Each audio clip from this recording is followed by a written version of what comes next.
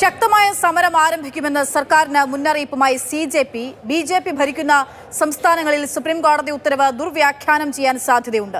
വ്യക്തികൾക്കെതിരെ അന്വേഷണം നടത്താനുള്ള നീക്കം അംഗീകരിക്കില്ല. നിലവിലെ എഫ്ഐആറിൽ അന്വേഷണം തുടരാമെന്ന കോടതി വിധി ആശങ്ക സൃഷ്ടിക്കുന്നതെന്നും ബി.ജെ.പി വ്യക്തമാക്കുകയാണ്.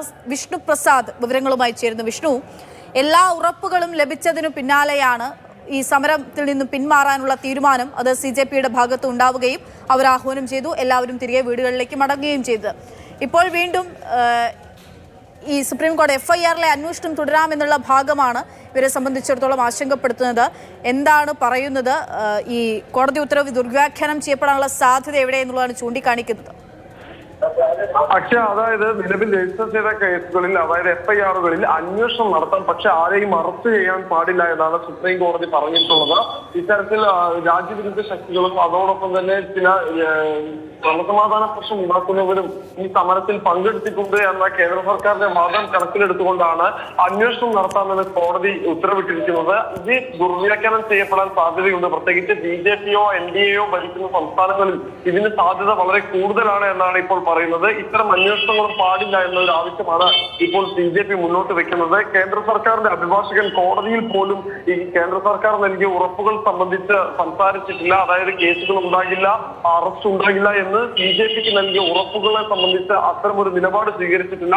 അതും ഏറെ വിമർശനം ബി.ജെ.പി ഉന്നയിക്കുന്നുണ്ട്. ഇക്കാര്യത്തിൽ സർക്കാർ നിലപാട് കോടതിയെ അറിയിക്കണമെന്നാണ് ഇപ്പോൾ ബി.ജെ.പിയുടെ ആവശ്യം. അതേസമയം തന്നെ കേസുമായി ബന്ധപ്പെട്ട് സംഘർഷങ്ങളുമായി ബന്ധപ്പെട്ട് എടുത്തിട്ടുള്ള ഒന്നിലേറെ പേരെ പ്രതികളാക്കിയിട്ടുള്ള കേസുകളാണ് ഇപ്പോൾ രജിസ്റ്റർ ചെയ്യപ്പെടാതെ നിൽക്കുന്നത്. പക്ഷേ വ്യക്തികൾക്ക് നേരെയുള്ള ഇത്തരം കേസുകൾ ആവർത്തിച്ചുകൊണ്ടേ ഇരിക്കുന്നു എന്നാണ് ഇപ്പോൾ ബി.ജെ.പി പറയുന്നത്. ഇന്നടക്കം മഹാരാഷ്ട്രയിലെ പലയിടത്തും ആളുകൾക്ക് സമൻസ് ലഭിച്ചിരുന്നു എന്ന പരാതി ഉയർന്നിരുന്നു. കൂടാതെ ഇന്ന് വൈകിട്ട് എസ്.എഫ്.ഐ നേതാവ് ഐഷി ഘോഷ് ഈ സമരത്തിൽ പങ്കെടുത്ത എസ്.എഫ്.ഐയുടെ നേതാവാണ്.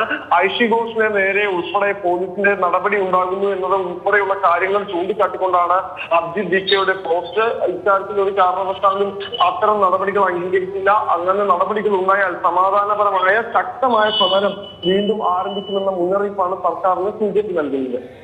ശരി, വിഷ്ണുവാണ് വിവരങ്ങൾ നൽകുന്നത്. ഐഷി ഘോഷിനെ അറസ്റ്റ് ചെയ്യാനുള്ള നാടകീയമായിട്ടുള്ള നീക്കങ്ങളൊക്കെ നമ്മൾ കണ്ടിരുന്നു.